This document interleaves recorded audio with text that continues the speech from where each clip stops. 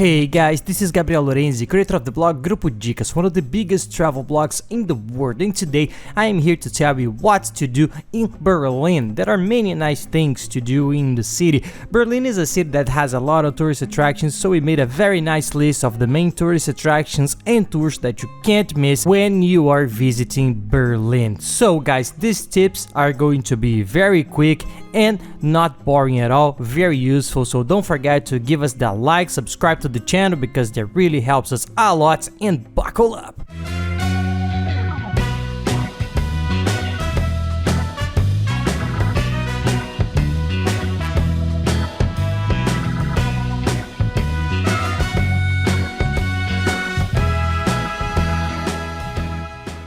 Berlin is an amazing city, one of the cities that impressed us the most in the whole world, mainly because of its history, because of everything that Berlin ended up going through, Germany in general ended up going through over time. So it's a place that has a lot of historical culture for you to get to know and explore. We ended up listing the main places that are the ones you can't miss. And before going to the list, let's talk about the location of these places. Almost all of them are in the tourist center of Berlin, the historic center, so it's very easy to get around there. So most of these places that we are going to talk about are very well concentrated. We made a video where to stay in Berlin, which explains exactly which are the best areas to stay, but in summary, almost all of them are close to the district called Mitte. This is the historical tourist center of Berlin, so try to stay there, that your lodging will be very good and you will be close to all these places that we will comment on here. I'll leave the map here on the screen for you to take a look.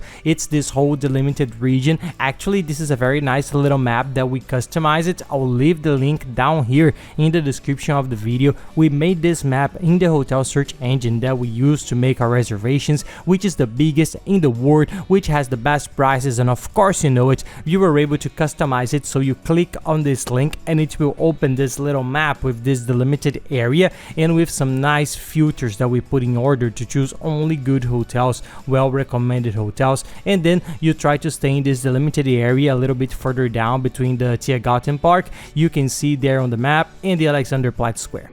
Now, starting our list, we could not start with the Brandenburg Gate. We thought it was a very beautiful place and very nice to visit, so try to start your tour of Berlin at this gate. It means a lot to the history of Berlin. It's the only gate of several that were left in the city during the Second World War, and when the wall was built, the Berlin Wall, it was isolated, and when the wall came down, that was a historic moment, the most historic, if you like, in all of Europe. It became symbolized as the main point that today symbolizes the fall of the wall. So it's a very beautiful place. People go there, take pictures, try to know a little bit of history. Take a look there because it's a really cool place, and from there you can go to many other tourist attractions. There's not much to do. It's a gate, it's a construction. We ended up having lunch. It was lunchtime in a restaurant across the street. It was very nice to have lunch and enjoy the historical place. And right behind it's the Tiergarten Park, one of the most beautiful parks, one of the biggest in all of Germany. So take a look. If you can take a little walk inside, it's very nice.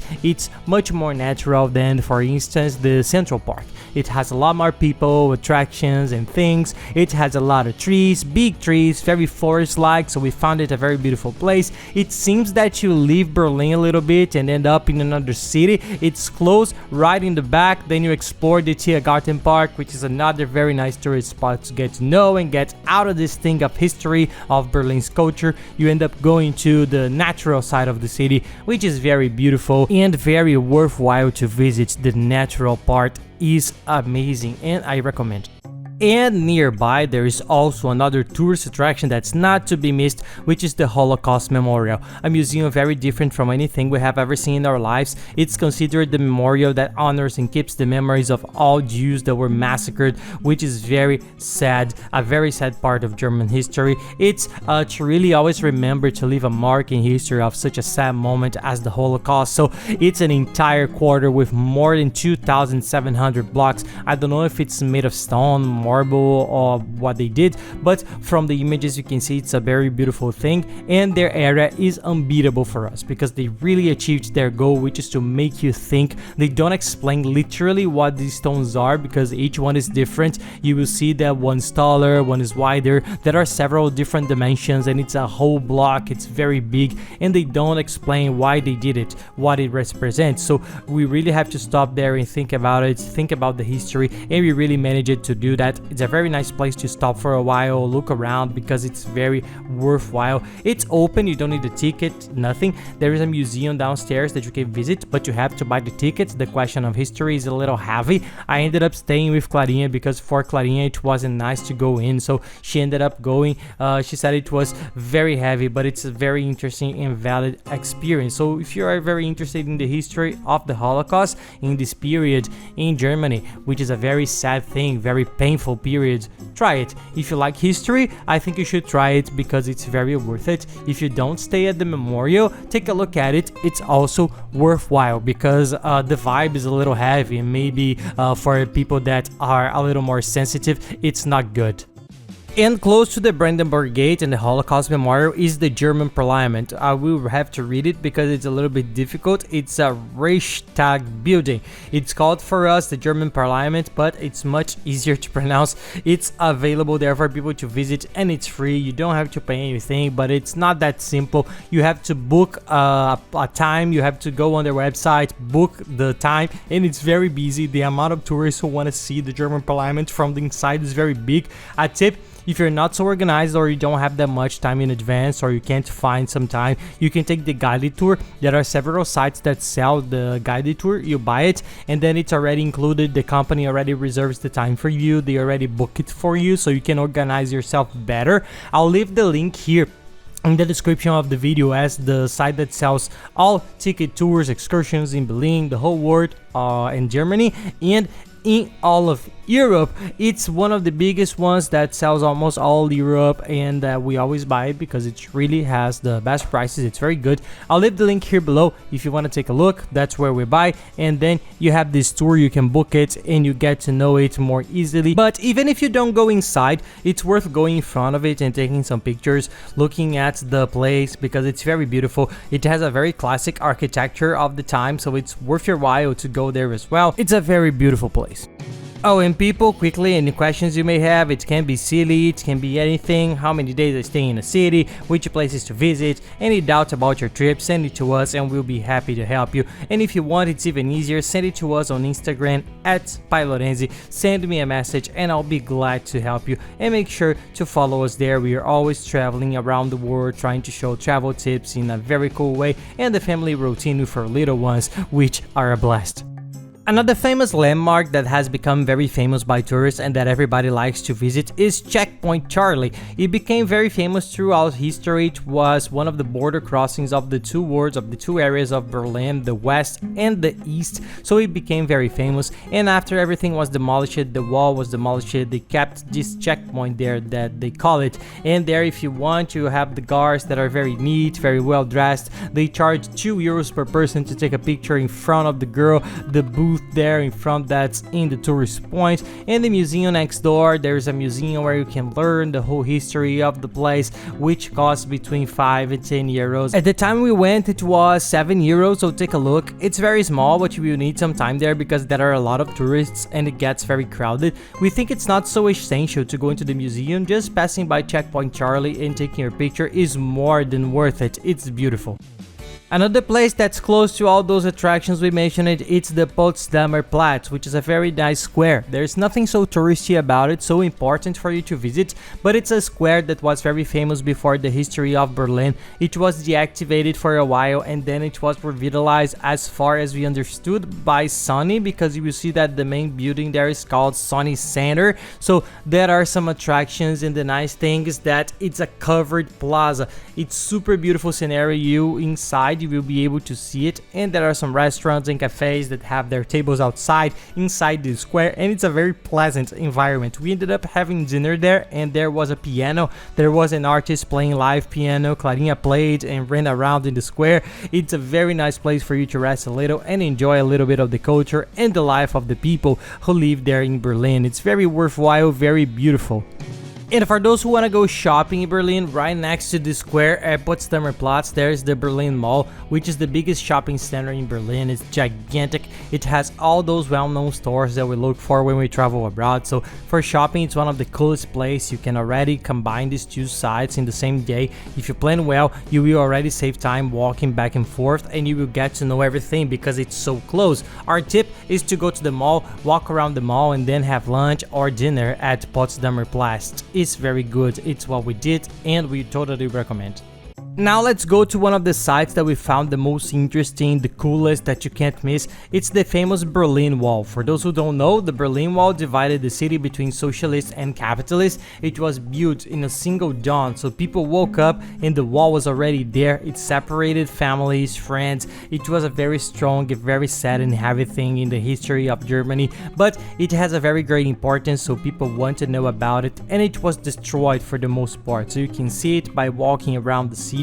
Near the Brandenburg Gate, you will see that there's no wall, but it was torn down. Then you can see on the street some cobblestones that mark where the wall went through. So you will see that all over the city there's this strip. In some places it has been maintained, it has been preserved, and the coolest place for you to visit is the East Side Gallery, which is an open art gallery that they ended up doing with a piece that's one of the biggest that's left of the wall. So it has many paintings by famous artists. Several artists of the time ended up going there to make paintings. So it became an open-air museum. You don't have to pay anything to visit it. It's a little bit further away from the center that we mentioned it, where all those attractions were, but even so, it's not so far. You can go quickly by subway, by bus, take an Uber, a cab. It's very easy. It's a very beautiful place, and it's worth spending 2 or 3 hours walking around, getting to know it all. It's a piece of history that became art, and it's sensational, very beautiful, and very worthwhile.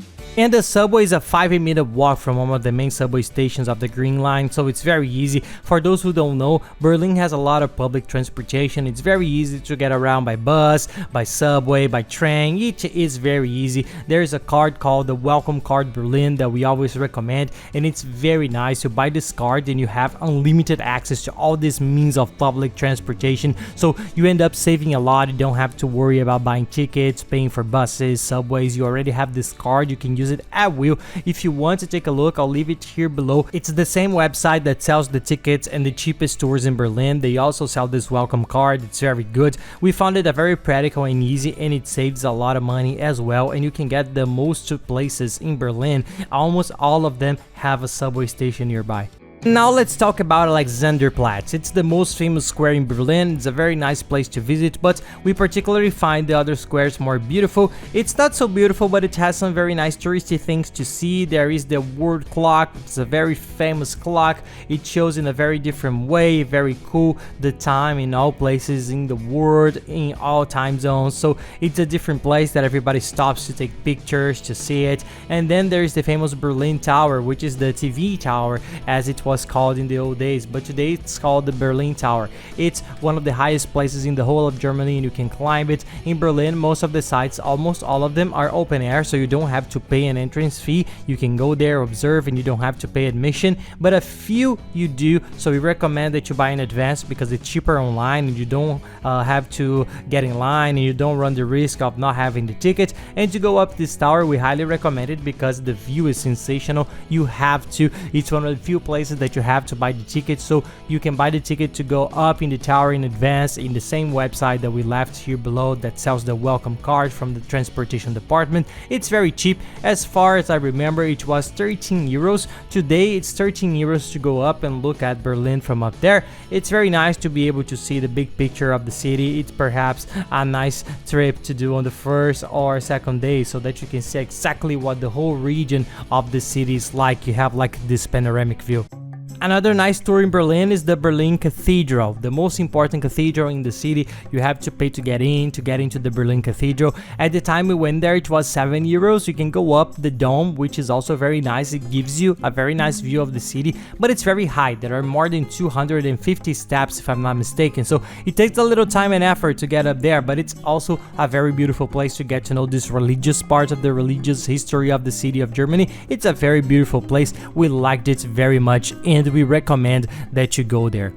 In front of the cathedral there is a fountain with a lot of water splashing, and the children end up getting wet and having fun. We sat there for a long time because there is a nice grass field. If you can take a break there, Clarinha loved it. She played with the kids. The kids get in, they really get wet as if it were a water park. We think it's a little strange, but the kids were free. It was summer, it was hot, so they ended up having fun. It's a very nice little square, nothing fancy, but the scenery is very beautiful. It has the cathedral in the background. It's very nice to take pictures with the cathedral, so I thought it would be nice to recommend it because it was a stroll, a small hour that we spent during the day, and it was very good for us and for our daughter as well.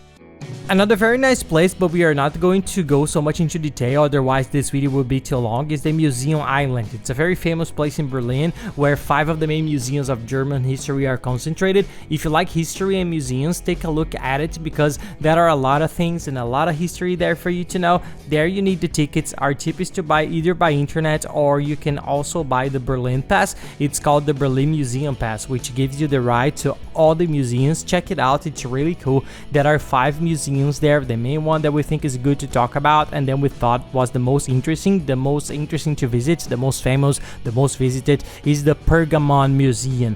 But it's the best known museum in the city. It has very cool structures and activities from the history from the early times of Berlin, and it has the Pergamon altar, which is the main attraction. It's under renovation for the time being. While it's under renovation, there is another attraction there on the Museum Island close to the museum, which makes a very cool 4D projection of the place. It's very cool, but in the meantime it's under renovation. And there's also the Market Gate of Meleta, the Gate of Ishtar, and the part of Shata. I'm not sure how to pronounce it, but these are the main points there just for you to know quickly. If you like history and are very interested, go to all of them. If you don't like history that much and want to know more, go to this one, which is the main museum. It's the coolest. You will end up knowing a little bit of the ancient history of Germany and of Europe, and the entrance fee for each of the museums is 10 euros. When we were there it was 10 euros, but you can buy this card, this Museum Berlin Pass, which ends up being 18 euros, and then you can enter all of them. It's a good saving. And that's it, guys. I hope you enjoyed the video. If you like it, please give us a like and subscribe to the channel because that really helps us a lot. And be sure to watch all the other videos from Germany and Berlin and Munich that are very good. I'll leave here on the side the playlist that has all the videos for you to watch and travel there knowing everything, guys. So thank you very much and have a nice trip, guys. I'll see you next video. Everything's up there, and that's it. Bye bye. I'll see you next video.